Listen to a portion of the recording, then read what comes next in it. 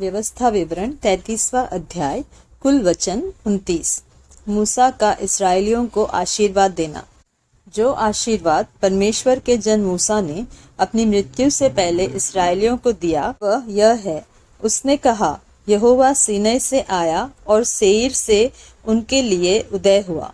उसने पारान पर्वत पर से अपना तेज दिखाया और लाखों पवित्रों के मध्य में से आया।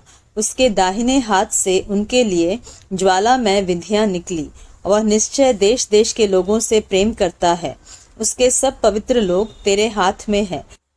वे तेरे पाँवों के पास बैठे रहते हैं। एक एक तेरे वचनों से लाभ उठाता है। मूसा ने हमें व्यवस्था दी और वह याकूब की मंडली का निज भाग ठहरी। जब प्रजा के मुख्य मुख्य पुरुष और इस्राएल के गोत्री एक संग होकर एकत्रित हुए, तब वह यशूरून में राजा ठहरा। रूबेन न मरे वरन जीवित रहे, तो भी उसके यहाँ के मनुष्य थोड़े हों।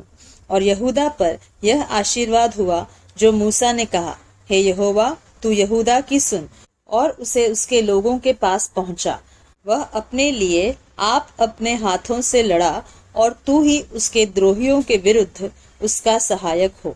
फिर लेवी के विषय में उसने कहा, तेरी तुमीम और उरीम तेरे भक्त के पास है, जिसको तूने मस्सा में परख लिया और जिसके हाथ मरीबा नामक सोते पर तेरा वाद विवाद हुआ। उसने तो अपने माता पिता के विषय में कहा, मैं उनको नहीं जानता। और न तो उसने अपने भाइयों को अपना माना और न अपने पुत्रों को पहचाना, क्योंकि उन्होंने तेरी बातें मानी और वे तेरी वाचा का पालन करते हैं। वे याकूब को तेरे नियम और इस्राएल को तेरी व्यवस्था सिखाएंगे और तेरे आगे धूप और तेरी वेदी पर सर्वांग पशु की होम बलि करेंगे। हे यहोवा, उसकी संपत्ति पर आशीष दे और उसके हाथों की सेवा को ग्रहण कर। उसके विरोधियों और बैरियों की कमर पर ऐसा मार कि वे फिर न उठ सके।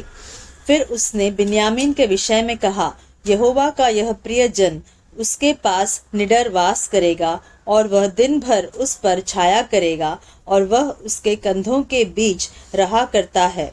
फिर यूसुफ के विषय में उसने कहा, इसका देश यहोवा से आशीष पाए, अर्थात प्रकाश के अनमोल पदार्थ और ओस और वह गहरा जल जो नीचे है, और सूर्य के पकाए हुए अनमोल फल और जो अनमोल पदार्थ मौसम के उगाए उगते हैं, और प्राचीन पहाड़ों के उत्तम पदार्थ और सनातन पहाड़ियों के अनमोल पदार्थ, और पृथ्वी और जो अनमोल पदार्थ उसमें भरे हैं, और जो झाड़ी में रहता था उसकी प्रसन्नता।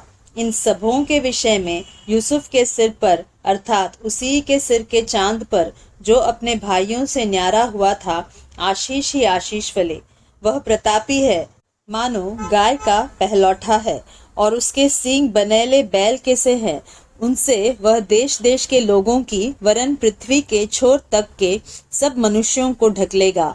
वे एप्राइम के लाखों लाख और मनश्शे के हजारों हजार हैं। फिर जबूलून के विषय में उसने कहा, हे जबूलून, तू बाहर निकलते समय, और हे इस्साकार, तू अपने डेरों में आनंद करे। वे देश देश के लोगों को पहाड़ पर बुलाएंगे। वे वहां धर्म यज्ञ करेंगे, क्योंकि वे समुद्र का धन और बालू में छिपे हुए अनमोल पदार्थ से लाभ उठाएंगे। फिर गाद के विषय में उसने कहा, धन्य वह है जो गाद को बढ़ाता है। गाद तो सिंहनी के समान रहता है और बाह को वरन सिर के चांद तक को फोड़ डालता है। और उसने पहला अंश तो अपने लिए चुन लिया, क्योंकि वहां रईस के योग्य भाग रखा हुआ था। तब उसने प्रजा के मुख्य मुख्य पुरुषों के संग आकर यहोवा का ठहराया हुआ धर्म और इस्राएल के साथ होकर उसके नियम का प्रतिपालन किया। फिर दान के विषय में उसने कहा, दान तो बाशान से कूदने वाला सिंह का बच्चा है। फिर नप्ताली के विषय में उसने कहा, हे नप्ताली, तू जो यहोवा की प्रसन्नता से तृप्त और उसकी आशीष से भरपूर है, तू पश्चिम और दक्षिण के देश का अधिकारी हो।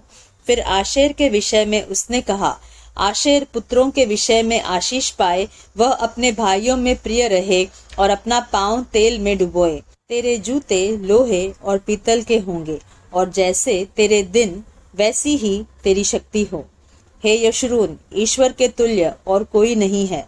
वह तेरी सहायता करने को आकाश पर और अपना प्रताप दिखाता हुआ आकाश मंडल पर सवार होकर चलता है। अनादि परमेश्वर तेरा गृह धाम है और नीचे सनातन भुजाएं हैं।